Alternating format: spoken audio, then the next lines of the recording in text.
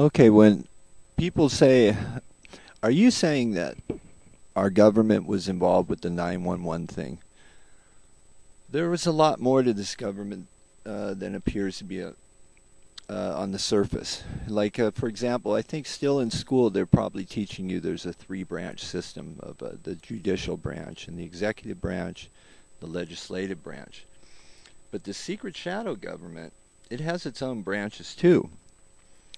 I'll read you a little statement here. It says, the secret shadow government is a large organizational network which operates alongside the officially elected and appointed government of the United States of America. Just as with the official government, the secret government has functional branches. It has the executive branch, which includes the Council on Foreign Relations, which is basically the Illuminati in America, the Trilateral Commission, which is probably one and the same, the Bilderberg Group, National Security Council, the Joint Chiefs of Staff, the National Program Office, the Federal Emergency Management Agency. Then you have an intelligence branch, which is the National Security Agency, the National Reconnaissance Office, National Reconnaissance Organization, the Central Intelligence Agency, the Federal Bureau of Investigation, Counterintelligence Division, Department of Energy, U.S. Army Intelligence, U.S. Naval Office of Naval Intelligence, U.S. Air Force Office, Defense Intelligence Agency, NASA Intelligence, Air Force Special Security, Drug Enforcement Agency, Air Force Electronic Security Command, Project Deepwater, Project Paperclip, Defense Electronic Security Command, Federal Police Agency Intelligence. Then you have the War Department, which is CIA's Directorate for Science and Technology, Strategic Defense Initiative Office, Ballistic Missile Defense Organization, Idaho National Engineering Laboratories, Lawrence Livermore National Laboratories, Department of Energy, Area 51, Groom Lake, Papoose Lake, U.S. Special Forces, Defense Advanced Research, the Jason Group, Aquarius Group, and I'm not listing all these different projects, Project Snowbird, Cold Empire, Aquarius, Millstar, and then you have a weapons industry branch, which is a Stanford Research Institute, Wackenhut Corporation, well, that's a dangerous one there, Reynolds Electronic Engineering, Northrop Hughes,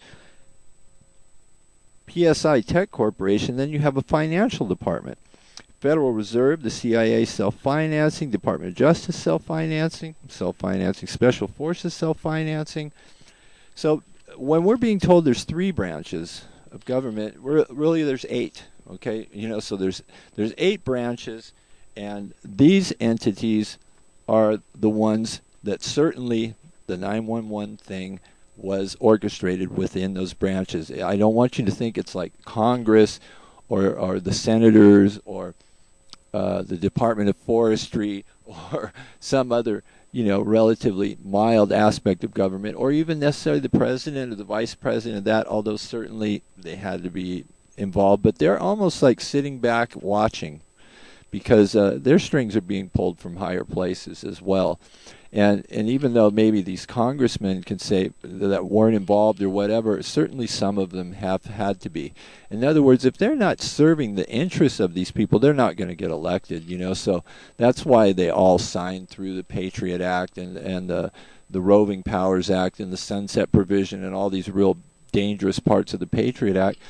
You would think it'd be met with a little objection, but it all went through. So I think they realized that if they're going to have a seat in Congress or whatever, certainly a few of them have to be on the program. But so when you think in government, it's not in that sense, but it's this aspect. And how that government grew is back in like 1947 when during a certain administration, I believe Eisenhower administration, before that, maybe right in the Truman administration, Truman may have warned us about this growing. He did warn us actually about the industrial military complex. And what's happened now is that shadow government, that satellite government that operates in the United States has grown very, very powerful, because you can't look at 911 and not talk about the New World Order. And you can't talk about the New World Order without mentioning the Illuminati or one of these others. And you can't really address any of those without looking at the satanic influences in this country, and you can't really look at that without talking about UFOs. In other words, every one of them, they all have things that make them all part of one big thing. They are all tied together, interwoven. So when Alex Jones, maybe for example, will come out in 911 and Nazi this and all this stuff, but he won't touch the UFO thing with the 10-foot pole. Or David Icke or one of these other guys, they'll come out and they all have their little areas of expertise, but you really have to look at the whole thing and how it affects each other. And at the top of this pyramid, you've got the struggle between Satan fighting against anything good and his influence upon the people, and then right below that would be this UFO deal. Now, back when we've known about these craft that have crashed, and we've had these things for a while. In fact, we've figured out how to down these craft, and we're trying to get all this technology, and we got the secret shadow government that's growing way more sophisticated and powerful, and is keeping everything from us. And we get little trinkets like these Blackberries and a cell phone and things like that. Really, our technology progresses quite slow while they suppress us, and they've got all this super high-tech stuff. Well, back when the president wrote these executive orders that said, look, you do whatever you guys have to keep the lid on this UFO thing, because we tested the public and they're freaking out. They're going to all start worshiping UFOs, and they made this determination we can't handle it, so they were going to bury that and keep it under the lid at any cost. And in that executive order, he said, I will disavow any knowledge of any of this stuff. You guys do whatever you have to keep the lid on this. And those group of individuals, the Jason Scholars, or maybe known as Majestic 12, have grown and grown and grown, and have had to fund themselves secretly because they can't go to Congress on that drug trade and everything. And now they're out there at Area 51, and now we got congressmen, senators, and presidents that can't set foot on that property. They don't have the security clearance. So this thing is growing crazy, right?